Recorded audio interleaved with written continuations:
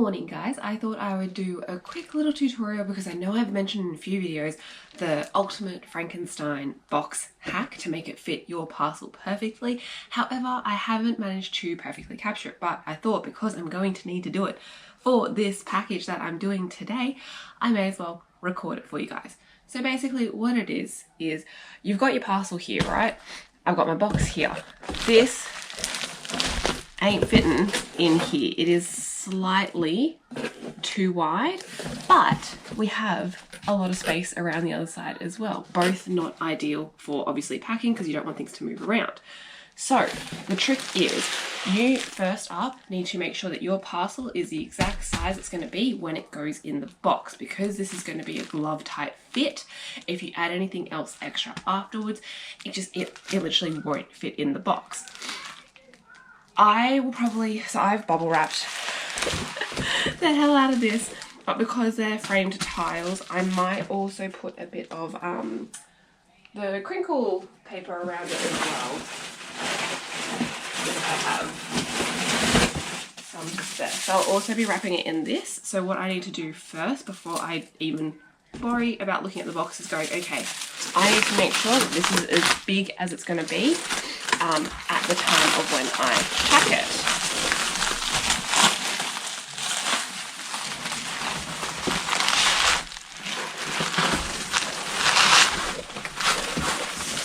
So that here.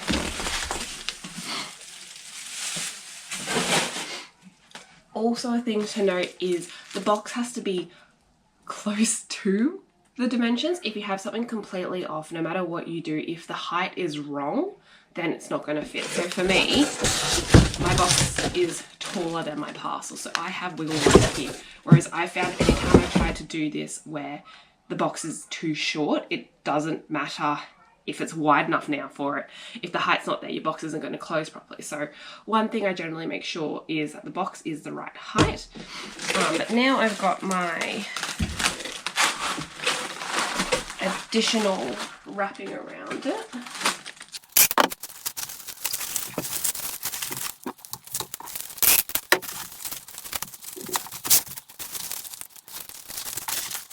Of course, the tape does not want to stick to this for me, but I do find it easier if I tape it down. Otherwise, I am fighting with it later on when I'm trying to do the measurements.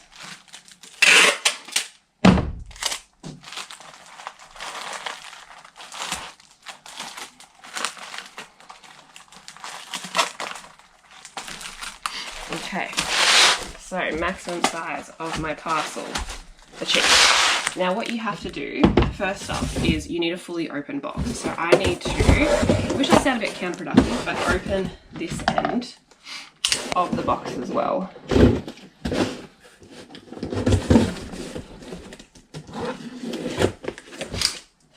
Okay, so now what we need to do is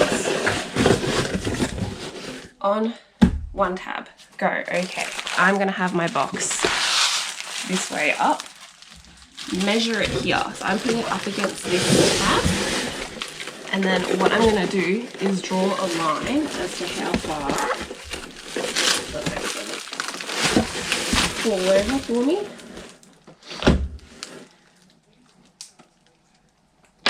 I'm going to draw a line here as to where the box comes up to. Then what you're going to want to do is keep it the same way, but on the diagonal across. Oh, I wish I didn't pick something so heavy to show you. Diagonal across, facing the same way. Do the same thing. Okay, now what you're going to want to do is, oh, not a great line, flip this over, and essentially what you want to do is the reverse, because ideally you want a line going up the whole way on the box. So same way, but on lining up to the opposite side, around there, and on this side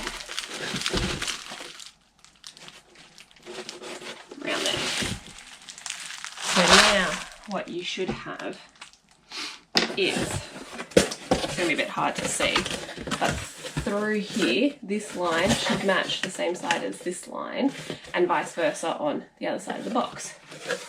So what you do is cut where each of your lines are.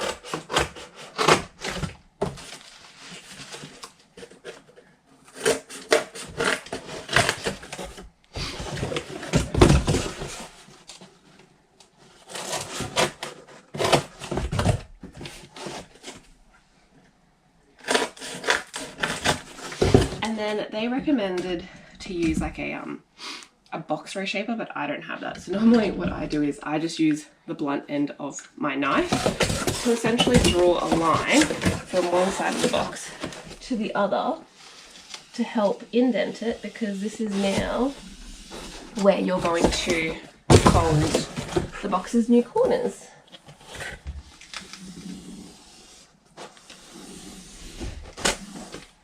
So now what you should be doing is squishing it there, squishing it here.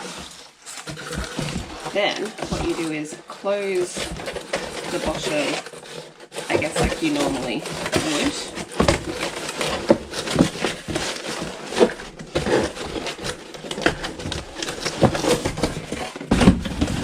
I definitely should have picked a smaller item. Okay, so sometimes what you'll get here is there is a bit of a hole on the bottom. So what I like to do is I'll just cut out a bit of cardboard and put it as the base of the box.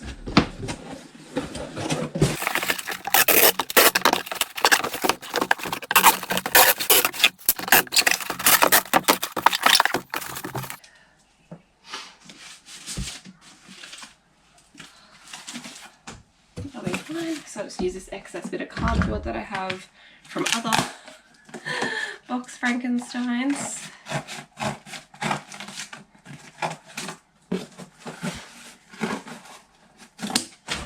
Because I will also need one for the top, so I'll cut a secondary piece.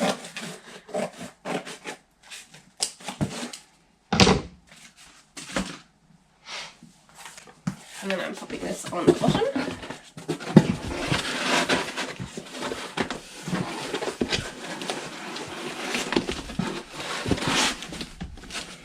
Now you can see my hole is nice and covered up here. Then, if we've done this correctly,